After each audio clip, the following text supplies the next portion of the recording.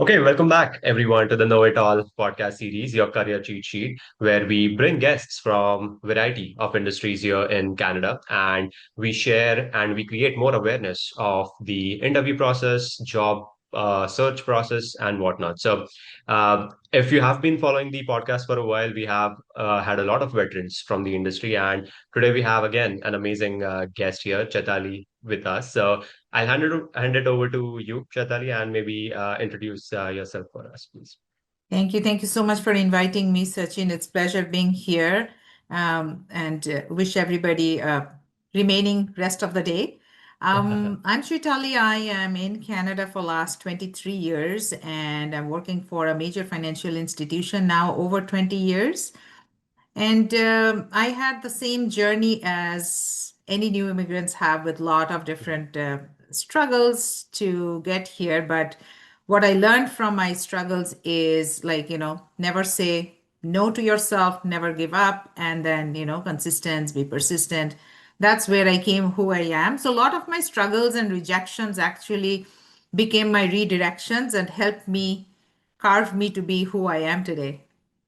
Makes sense. And I think that has been, as you said, like each and every immigrant, whoever comes to Canada, again, from wherever they come from, they all share very similar, I would say, stories or experiences until a certain point, and then obviously everyone branches out with their own stories, right?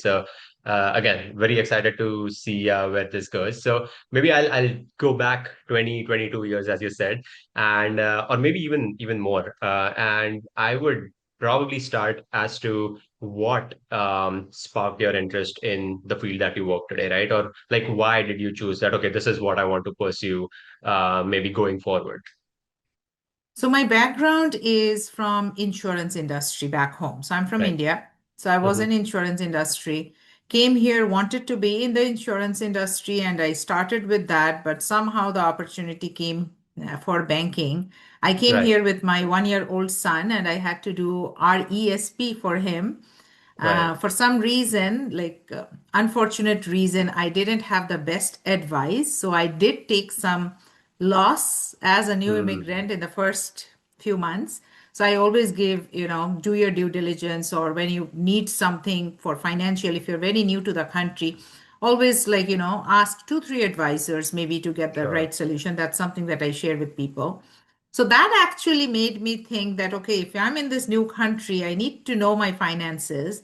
That Yes. is like, okay, how about I educate myself? So I am a lifelong learner, like I love to learn new stuff. So that's where I got interested, learning about investment, learning about how things go in banking, and then got an opportunity. It's just like God made the plan for me. Right. And I started with the institution that I am currently right now. Definitely love the culture here and had opportunities to grow within the organization. So never even thought of moving, but I did. It had career lattice, moved into different roles to Right. get different learnings, which I never had in Hmm. the past. Right. And I tell people, like, sometimes people think, like, I'll go to this role, but I'm not qualified. So I don't believe in that. For me, it's like, you can't wait to be qualified to get into something. Very So true. I tried new things and learned along the way. And I'm fortunate, I'm grateful that I have always done well wherever I learned, whatever I went into. So, yeah, that's where I am now today. Nice, nice. And I guess it you never really know unless you take that leap, right? Like Right. if you just think that okay, this is something which I have never done before, or if I would even be able to get it done, then you'll always be stuck in that comfort zone, which is very well said. And I'm assuming all these shifts that you mentioned, right? All of them were still at some level connected to the financial background or the industry which you come from, right? Yeah, so I came from insurance. So banking is nothing to do with insurance. So I got my Hmm. insurance license here, started working for insurance, but I was kind of self-employed at that point. I But see. then I wanted to have a job based on my family structure and my, my Sure. family side of the thing. Then I came here, but then I realized that I want to be learn about investment. So I got my investment license to become Nice. the financial advisor here. I started with lending, so then I did lending and investment. And then when I wanted to do my taxes, instead of going to somebody else, I was curious. I always have that curiosity mindset. Right. So I wanted to learn taxes. So Okay. again, I learned taxes and then I worked for H&R Block as Oh, nice. part-time while I was working full-time with my current organization. That gave me a lot of opportunity learning a lot of new things, and these all actually folded and helped me grow in my current positions. Like, even though I jumped positions, every position, because even though I'm not formally allowed to talk about it, but customers could sense, or my family could get the benefit, because you have the Mhm. education, you don't always need the Yes. title, right? Yes, true. So Yeah. even though I didn't have the title, it helped. So yes, it's all related to some financial related studies that I Got it. did. Got it. Makes sense. Makes sense. And maybe if like let's say someone here who is just coming out of their school or who is interested in learning more about, let's say, finances or investment, as you said, in general, right? So is there like a set roadmap or like a few steps or a few resources that they can look into, which would probably help them understand things better or maybe give them a much clearer path as to what to do next, to how to get to the next step. What I can say is, as a basic step, if somebody is new, I know a lot of people start with financial planning because they want to be a financial planner, and that can be a long-term journey, right? And then they want a job to pay for the school or their regular Sure. thing, Hmm. lifestyle.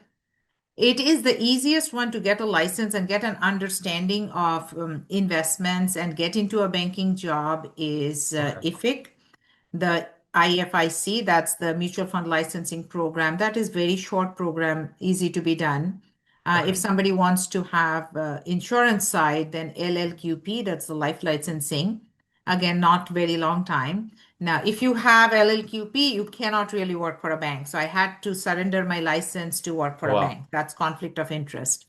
Interesting. Um, so for people who are looking into the banking industry, it is easier if you first start with your IFIC, then you get into Hmm. the bank, then you learn on the job, and then you can pursue your CSC or CFP, and then move up, because now you're getting the in-field experience and learning on the job, and now you just get the title for the position that you need to hold because it's all regulated and you need those designations. But I IFIC is see. the best way to start if you want to get into the banking, the retail side I'm talking. I'm not talking the technical side or technology, Yeah. just the retail side. Makes sense, yeah. And I think it's very, very similar to how tech works as well, like since you mentioned, right? So obviously your skills is what gets your foot in the door, right? So nothing trumps that. But then as you said, the certifications or well, we don't have licenses per se, but we have certifications, right? So let's say AWS is a cloud provider who again is very prominently used here in Canada at variety of industries, right? So there are I think almost 20 to 30 different certifications and steps that you can do for those. So I always like whenever I have a chat with any international student or a early career professional, they always mention and bring up this one point as to how important certifications are to get a job, right? And again, I always come back to the same thing that certification is only, I would say, a valid or a true document that you have these skills, right? But you can never know unless you can showcase those, right? So instead of going Absolutely. for certifications, why not you portray those skills, right? Be it LinkedIn articles, be it create a small video of a demo that you did. So again, I think there's a lot of correlation between the industries, but good to know. The No, one well, point which I Mhm. I will actually say here something which will help new immigrants or people Yeah, who are looking for youngsters. So when I was in the retail, in the branch world where I was recruiting for, the teller role, the cashier sure. role, I had a lot of people that, oh, I have my Centennial financial planning degree, not the license I'm talking about, just a Just a certification. degree. Yeah. I actually not always recruited from there Hmm. because as a hiring manager, I mean, I hire for attitude, not aptitude. So what I found is the people that came from regular job, which is not their career. So new Hmm. students, for example, they are working for a Tim Hortons, for Yeah, McDonald's, or whatnot. If I see, and when I saw these people actually, when I hired them, actually performed much better. So sure. while talking to them, like if somebody is working in Tim Hortons, don't ever think that this is not going to help you. It will help you because customer service skill, working in a fast-paced environment, Yes, how you communicate with your colleagues and your sure. customers, the sales skills, upsell, like, somebody comes for a Yes, coffee and you sell a donut along with that. yeah. So I actually interviewed people on that level, and I got so many people from Tim Hortons, or, Interesting. Okay. say, I actually had even one of the security guards that were working, and he Okay. showed interest in banking. So I even trained him and got him into the bank. So Nice. every skill, because the reason I did that is the human skills that he showed, because he was at our door and I watched him, like being a security guard at the bank.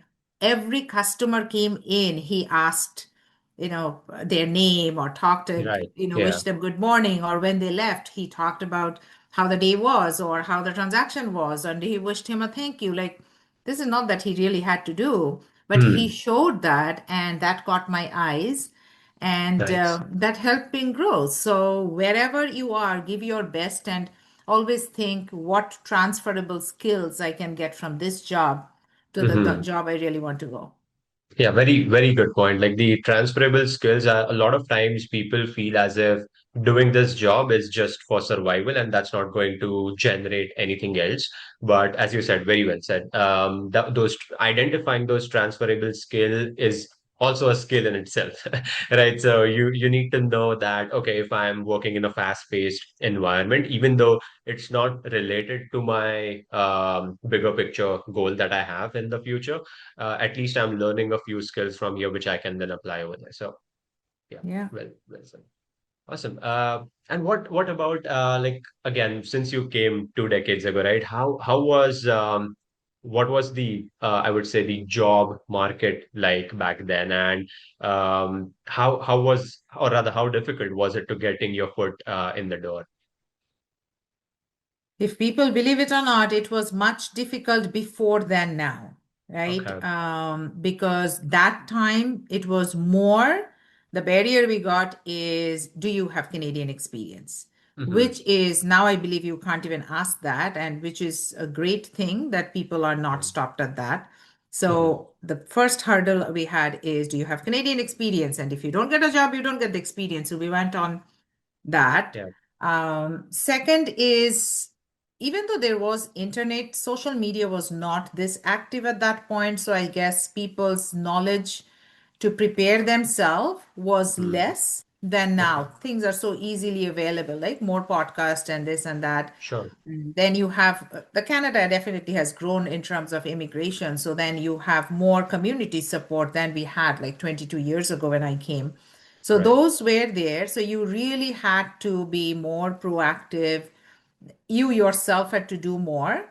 Hmm. There were organizations like Access Employment and Skills for Change. So I did have to go through some places to upgrade my skill, because even though you Okay. speak English, it's the culture is different, right? We are from Very true. India where we speak more direct, but that Yes. can, even though you're upfront, you're honest, you're transparent, but it can sound a little bit different to the culture here. So Right. adapting to that culture, like it's not what you speak, but how you speak, and Yes. not what you mean, but how the other person feels. Yeah. Understanding those little things, everything is important in your job or when you go for an interview. So to answer your question, was it difficult? Yes. Did we have barriers? It was mostly Canadian experience. Not like, work from home. So you definitely had to choose work within your location, unless the first day you come and all three members in your Travel, yeah. family have cars and all. So we had a different kind of challenge. Right. And I think just one, I would say one thing to point out from what you said. So I think the companies today don't really ask or don't really they don't have a hard requirement that you need to have Canadian experience, but they Yes. still expect immigrants or anyone applying to that position to at least have some kind of Canadian experience, right? Even though if it's not, I would say it doesn't have to be like a paid co-op or full-time position or something like that. And that's where I come to my next point as to the volunteering scene has grown like exponentially over the last decade or so, right? So was that also the case when you came here for the first time? 100%, 100%. I did do a lot of volunteering. I still do now. So Right. I have been volunteering now. Some I do as passion for sure. But Mhm. initially, did I do as a passion? No. Initially, it Of was I course. need to pay my bills. I need, and if this is required, because I don't come from a country where you need to do a volunteering, Yes. you need to Yes. be a volunteer to get experience. So Okay. yes, it was a requirement. I went in, and then I saw that helps not only with your skills, but your confidence, talking to Yes. the people, and you're getting referrals from where you're Yes. working. And then I started small. So I did the volunteering there. And again, because I did volunteering at that time, I do volunteering still for the same organization. First, I did Nice. volunteering as a taker, and now I do volunteering as a giver because I Wow. understand the pain, what I went through. So if I can help somebody not to go through the pains that I went, Exactly. that's the purpose Exactly. of my life, or at least a portion of my purpose. In terms of starting with the job, I did work for a non-bank call center Okay. because I understood very, very quickly that the customer service skill is important in the way I want to Yes. go, right? I was in the people's business in insurance before. I love people, so I know that whatever I do, it has to include people somehow. Right. So that people's skill is a different skill here than back Yes. home, right? So I worked for a call center, knowing that it can help me get into a bank call center if I want to. But Sure. that's the Sure. Canadian experience. So it was a third party call center. And I never knew I'm good with sales. Okay. I discovered myself trying my jobs. So Mm. in the call center, I did great. When I was in taxes, somehow Okay. people came to me, even though I was new. So I attracted people. So I started learning myself, discovering myself, what Mm. are my skills, which I didn't know that now I can really write them down, which I call is my success notebook, that what Perfect. was my success. So two things it helps. One is to help confidence that, okay, if something is new, I look into my success notebook that I was Mm. successful with this, so I can imply Right. this. It Right. helps me during the interviews anytime in my early days that, okay, I was successful in this and this is how I can apply. And Right. one is for the confidence, and one is when I, for any reason, every person has a downtime, right? You feel low Yeah. or something happens, or you feel that time of doubt that I can't do this, it's not for me. You then just go and look back into your success notebook, like, I did this, I Yeah. was not trained for this. And then you just come back. So it's a strategy for me and my kids that, have your success notebook or a success wall, whatever you want to call. Nice, nice. I like to call that as a brag sheet, wherein again, whatever I small, like even the that. smallest, yeah, smallest of the accomplishments that you do or that you get, you just make a note of it when you did that, how you did that, what were the issues you faced that you overcame, right? So I think again, that's very well said as to a lot of people and especially international students, since the whole podcast is around them, right? So a lot of even my friends and the students that I work with, they often get stuck in this cycle of just work or rather survival job and studies, and again the loop goes on and goes on, right? So that's where I remember I attended an in-person event once again. There was a international student meetup kind of a thing here in downtown Toronto. So I asked a very, very random question, and none of them had answers for it. So and it was a very simple question. So there was a lot of discussion going around job search, skills development, and whatnot. And out of nowhere, I went ahead and asked, "What do you do for fun?" So it's such a simple question, right? Like, what do you do to relax? And a lot of them were like completely blank as to they didn't really have an answer because they never even thought about it, right? Because they were constantly stuck in that loop. So that's where, or rather, even if I ask, like, what's the last thing that you can think of which you're proud of that you did, right? So again, nothing, blank. So that's where I say that even if if you're talking about students in general, right? So even if you submit three assignments on time, that's a win for you, right? Managing 10 different courses throughout one semester and then still managing your timelines is a win for me. So very well said. As to keeping a tab of your wins, your milestone definitely boosts your confidence, and it gives you more of a assurance that okay, you overcame this, so nothing else can Exactly. pull you down. Exactly. Right. Oh, and one more thing you said about volunteering, right? So I was actually interviewing an associate director from RBC, and he mentioned a very good point that a lot of students and early career professionals, especially immigrants, what one thing that they do wrong with volunteering is they stay in a group of friends that they came from an ex country to Canada, right? So let's say assume you're from Western India, you came with a group of five people, then you're staying with them, you're going out with them, you're having fun with them, which is good, which is necessary. You need to have that belonging of home, but that's not helping you grow with respect to the, as you said, Canadian culture or the way people talk or the way people work here, right? So I'm assuming that was the case back then as well, but like, what tips do you have for people to overcome that hurdle? I actually will. You just made me think about my days, Okay. and actually, I had that experience. So when I came in, normally you'll think you'll go in a community, right? This is Hmm. this community, this is this community to feel home. So Right. I was in a particular area that I was staying where there were a lot of ladies who were home moms, right? Like Okay. non-working moms, Hmm. but they don't have the same dreams and desires that I had. They did not Exactly. have the same, Drive as wishes well. to Yeah. fulfill, drive, whatever. So initially, I felt, and these people say came 5 years before me. So I'm Right. saying, okay, in 5 years, you just came here. So you came here, Hmm. and from there, you moved to here. So I Right. started believing that this is where I will be in 5 years. But Right. somewhere inside me says, but this is not why I came. I came for something Exactly. bigger. I'm meant for something bigger, right? Yes. And I dream for something bigger. The only way to go and grow is to follow who has done what you want to do. Right. So I started, finding people, talking to people, reaching out, asking how they did what they did, right? Hmm. So, asking for help, I think, is the first thing people are shy to ask. If you Yes. want to grow, ask. Ask one time, two time, 10 time, 1%, 10%, 10 people. At least two will answer. You will Yes. get Very true. rejections, that's fine, but you will get an answer. So that's a tip. And the second is those volunteering. So when I did those volunteering, I did in different departments, different kind of Okay. places, including hospice places where it has Mhm. nothing to do with my banking or Right. finances, but I got all different type of experiences, life experiences. So volunteering is key, and Hmm. definitely the circle around you.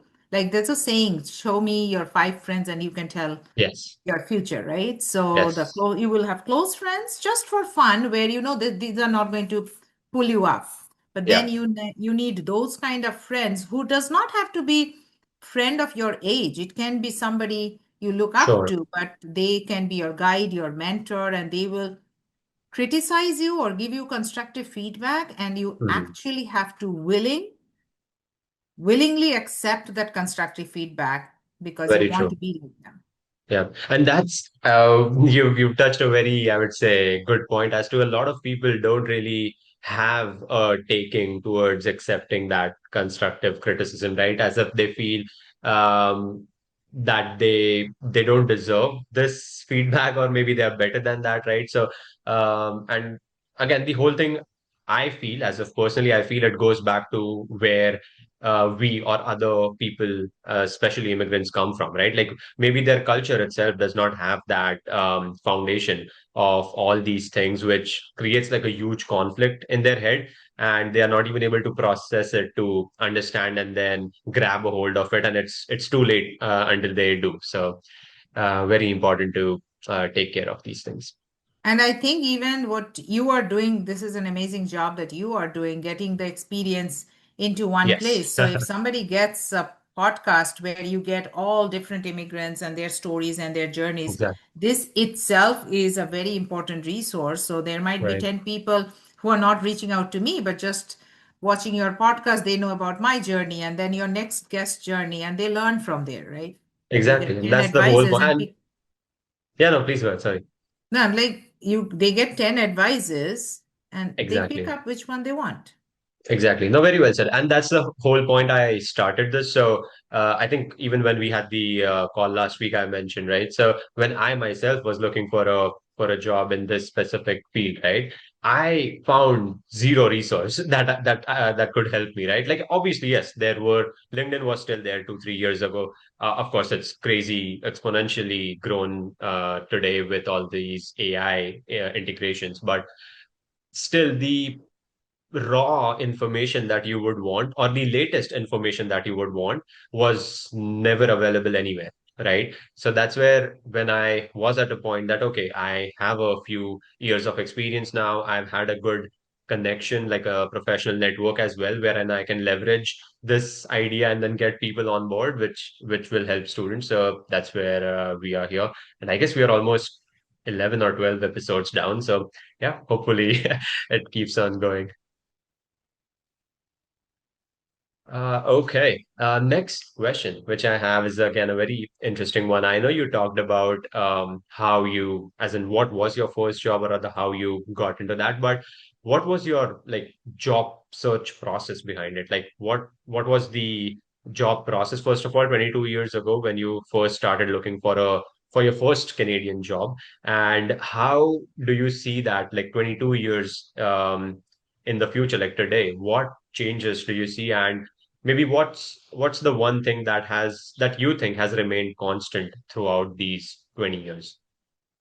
So during our time, now again, I won't say everybody did that, but me as a Mhm. new immigrant and me being shy with technology at that time Right, or scared with technology at that time, I wasn't very much into social media. I know it still existed.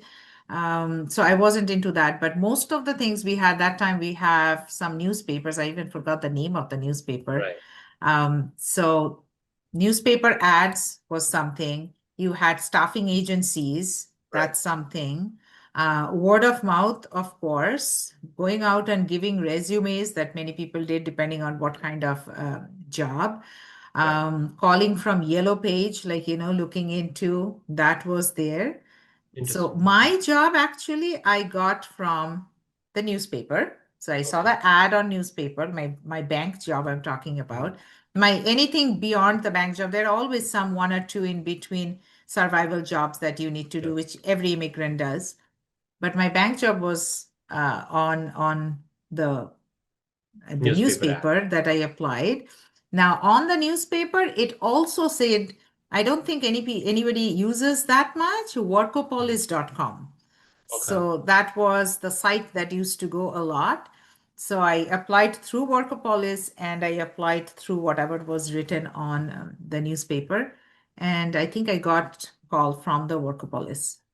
Nice. Wow, crazy. That's really interesting. As in, uh, I haven't heard a story when people have gotten a job from newspaper ads. So that's really something new. Well, I've heard the idea, but like I haven't heard from for someone to actually have gotten a job from a newspaper ad. No, So, not only me, even my brother, he worked oh, for nice. Blue Cross and he got his job. So his job was in Alberta. So it was a newspaper ad Oh, here that we saw the ad and he applied and he moved to Alberta. So yes, newspaper is not anymore. I don't think so, but yeah. it But was. one thing, right, very well. And one thing I think you mentioned was handing resumes in person, right? I think that's still a case, especially Still, for the survival jobs. Yeah.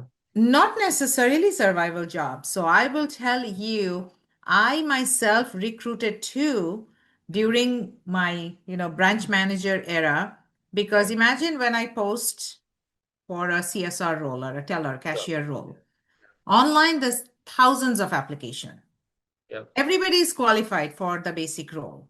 Yes. Do I have time to look into that Mm. versus when I have somebody coming to me, Mm. meeting with me, handing the resume, showing that they're different than just being lazy and applying. So for me, you're a differentiator, right? Sure. You took the time to come. And for me as a hiring manager, I see how you talk, I see how you walk.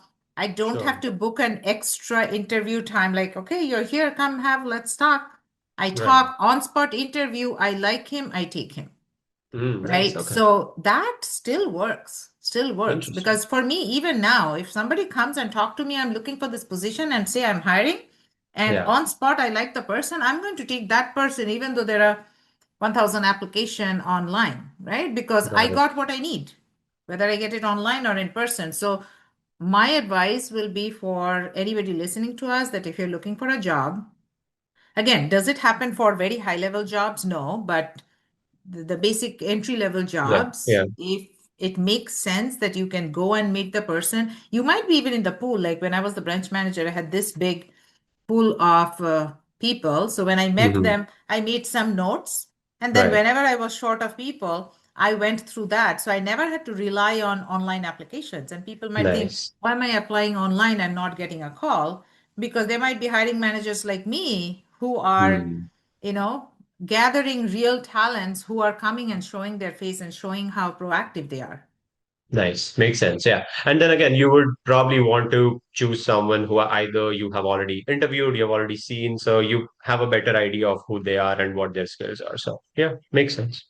More, Gotcha. as I said, more is the attitude. Like, how are you Hmm. different? If you're Hmm. showing you're not lazy, like there are some Right. people, I applied online and then you wait on your luck that if somebody calls. But Right. what are you doing different to beat the Yes. crowd?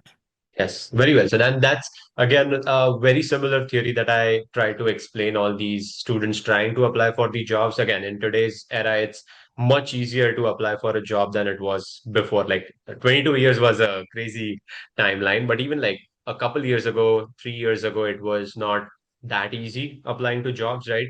But one thing which I always ask them or bring up is what else are you doing, right? Like, yes, applying to job, great. You are tailoring your resume. That's more of a given now. Like you have ChatGPT, you have AI tools that can do it for you. So even that's not something where you are, putting in a lot of your time and effort. So what different are you doing? And that's where all this LinkedIn or personal branding or becoming that what I like to call it as a yellow taxi in a crowd, right? That which highlights that You okay, can this is speak. who I am, right? And then just speak up wherever you can, like be it online, be it at in-person events, or even these resume review sessions, which I just mentioned, right? I've seen a lot of people um, show that they are interested, show that they are enthusiastic about it, ask questions. Their video is always on. They are very interactive. So those kind of things, again, as you said, for hiring managers like you, they are like a tick, right? They start checking boxes, and that's where you increase your chances of getting hired. 100%, 100%. And again, volunteering, coming back to volunteering, it doesn't mean you volunteer to get a job in that institution. It Sure. Yeah. also shows as your extracurricular or your mindset of giving, the community Mm, engagement, community involvement, because that can be part of your resume that I volunteered here. Like I used to volunteer for junior achievement, right? Once a year, we used to go teach the grade 8 right. students economic for Hmm. success. So that was like, okay, learning how to be managing children, right? Right. That can be one kind of skill. I also did ESL classes for new immigrants, Oh, nice. teaching women how to talk English, the low, Yeah. Yeah. the very basic level conversational English. I did other kind of volunteers in senior homes. So it's all Mhm. different kind, but then you don't know who watches you. More than that, your hiring manager sees, okay, you're not just come work only for me to get paid. Right. How Yes. engaged are you in Yeah. giving back? That also helps, right? Because you are looking into the person, not just the Mm. resume. Right. Very well said. Very well said. Uh, and maybe if we continue on that topic of networking or volunteering in a way. So first of all, first question is, did you have any mentors when you first came here, when you were trying to get into the industry? So did you have any mentors? And in general, what's your take on mentorship? So, first of all, mentorship is crucial. If Hmm. you can find a mentor and follow the mentor, Right. because you are making your life easy, not doing the mistakes that they have Yes. done, right? Exactly. So it is crucial. 22 years ago, the concept of having mentorship was probably not that prominent, or even if Hmm. it was, me coming from India, it wasn't there. So when I Right. came here, I didn't come with that mind, didn't Right. even look for one, didn't even have one. So Right. that is something I missed. And that is another reason, as I said, I do Hmm. work as a mentor, even with TRIAC, the Toronto Immigration Employment Council or I something, see. that I I see. be a mentor to somebody who I can help because I didn't get that. But to answer your question, it is crucial. Have a mentor, get a mentor. If you don't have anybody yourself to find, get into these organizations who have these mentorship programs. It will Yes. take you further and faster. Right. No, very well said. Even I remember when I was in school. So I graduated from Humber College back in September 2022. So I still am in touch with one of my mentors over there. She's again amazing, Prof. Meena Dolwani. I am trying to bring her here on the podcast, but she's so busy that we are not able to book a time. But regardless, so I still remember what she did is she started pushing all of us students in her course to put out a 1 minute video resume, right? So which was again a very foreign concept for a lot of us. Like we've heard about resume, but what's video resume, right? And the way she mentioned it, like you just have to introduce yourself and kind of create an elevator pitch about yourself as to what you're looking for, what your skill set is, and it has to be under 1 minute. But the MVP or the USP of that post would be this, your face, right? Because on the resume, you don't know who Sachin is or who Chaitali is, right? But if you see or if you hear someone talking or speaking about themselves and how enthusiastic they are about doing something, how passionate they are, that like again increases your chances exponentially. And again, that was the very first time I was ever creating content, right? Like obviously we keep posting on LinkedIn here and there, but the true form of content again, what I think is what people consume or they want to consume, right? Like if I send out 100 lines of post on LinkedIn, you'll probably read the first 2 3 lines and then you'll probably scroll, right? But if you create animations, if you create a small what they call as a Instagram reel kind of a thing or a YouTube short or a YouTube video like this, people tend to interact with that more. And I still remember that was the first ever LinkedIn post which got almost like 5 or 6 thousand impressions, and that was like a huge number back then. So I was like, okay, this is something I have to keep on doing. So yeah, Master that. very well said on mentorship. Okay. All right. I think we have a couple more questions. So the next one I have is again, since we have mentioned so much about these differences between 2 decades ago versus today. So what's this one piece of advice that you would like to give yourself from 2 decades ago when you came here for the first time?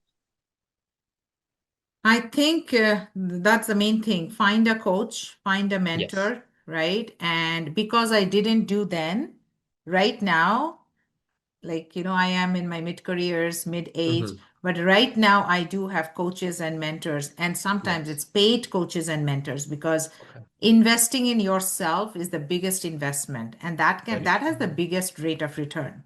Yeah. So I like recently on my LinkedIn post also I have that I went to US and I have Jack Canfield as my coach and mentor that I'm training from him. Um, Even living my dreams. So, what advice I would give myself when I came here, I was scared, Yeah. right? For many reasons. And then I think at that point, I started reducing my dreams, thinking this is what my limit is. Hmm. But Hmm. later on, I got that unleashed myself to think Right. that this is not my limit. I can do better and I need to push myself, get outside of the comfort zone. And to do that, to get rid of my fear is like finding people who have done it. And then Yeah. when I talk to those kind of people who have done it, I learned they also did it with fear. Yes. And that's how they overcame. So, advice for myself, if I would go back, have a coach and be Hmm. coachable. That's Very the true. Very in well said. short words.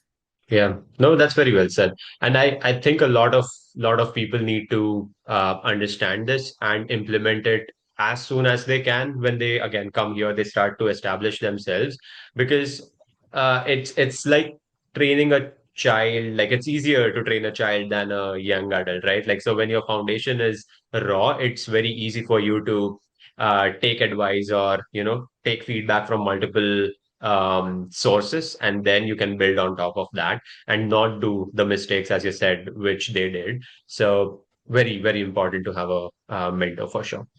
And then continuing on that, one golden advice that you would like to give the early career professionals or students who are graduating right now, who are trying to find their first job in the Canadian industry. So one piece of advice for them.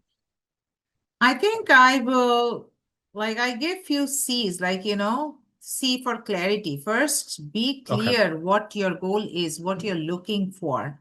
Because you Hmm. can find a job and then you don't like the job because that's not what you really wanted. And then you look for another job just to be feeling happy and content. And then you get into that. So instead Right. of that, if you are clear as to this is what I want to do, so Hmm. first have that, and then have to gain the confidence, start doing it. Even if you Right. fail, even if you fall, right?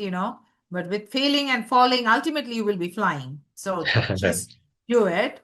And then you will get confidence to be better at it. And then with Hmm. your past experience and your gained confidence, now you can apply for the next step where you want to go. So have the clarity as to where you want to go, when you want to go, how you want to go, and then Okay. have micro paths like this is what I want to do.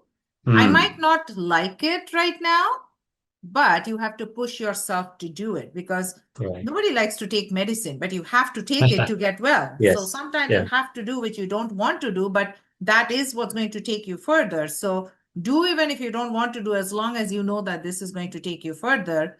And then Hmm. have another idea I always give is if you can find a partner, an accountability partner that you can Hmm. share. Maybe your two friends, both of you are trying to do the same thing in two different companies, but more or less the same goal that you want. Sure. Talk to each Hmm. other. What is your failure? What is your success? How did you overcome? So once you have that accountability partner, and then you Hmm. commit to yourself. Like, sometimes many people think, I'm not going to share what I want to do because what if Yes. I can't do what I say and then what will they think?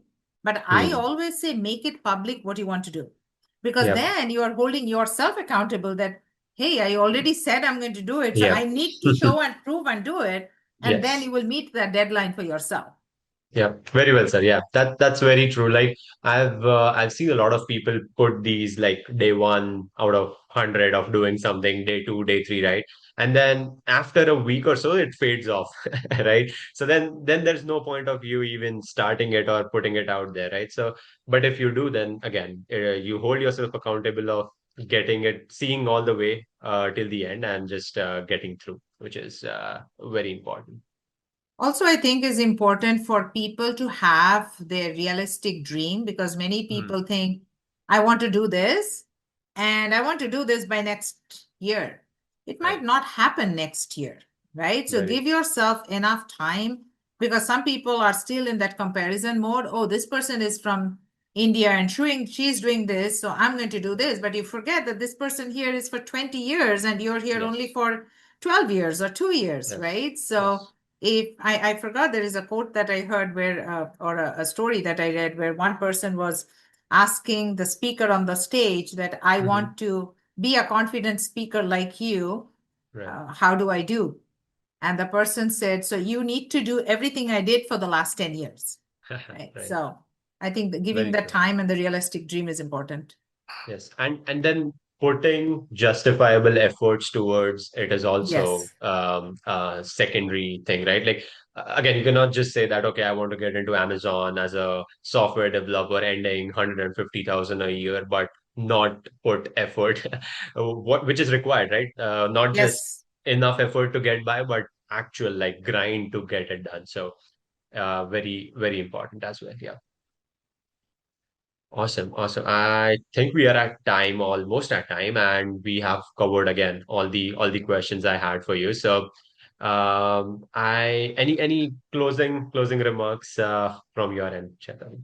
No, for the audience, so for you, you're doing an amazing job, and Thank you. we love to be here. And I'm pretty sure many people are benefiting from this podcast. And as I said, if I wish I had this 20 years ago, would have benefited me.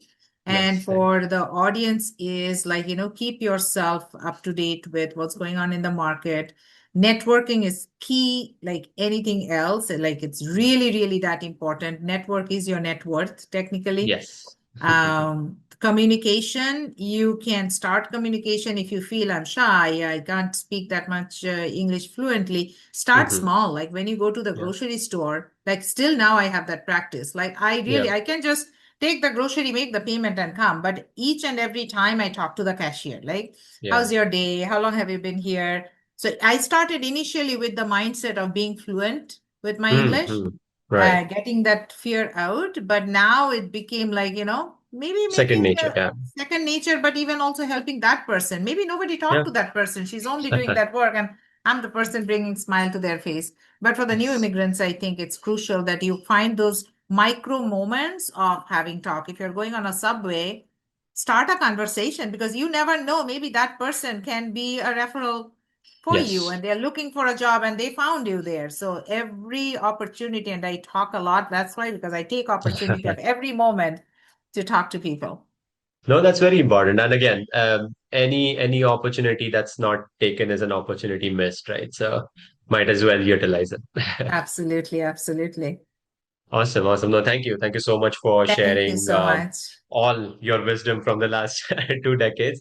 I'm sure there's a lot more to do. So hopefully I can get you on another episode soon enough. But I hope again it helps everyone watching this. And yeah, I'll probably get back to you with questions if we have any from the Absolutely. audience after this. But yeah, I guess that's all for today. Thank you Thank you so so much. much. Thank you for inviting me, and thank you for those who are watching this. Hope it helps. Awesome. Thank you. And I'll see you guys in the next episode in that case.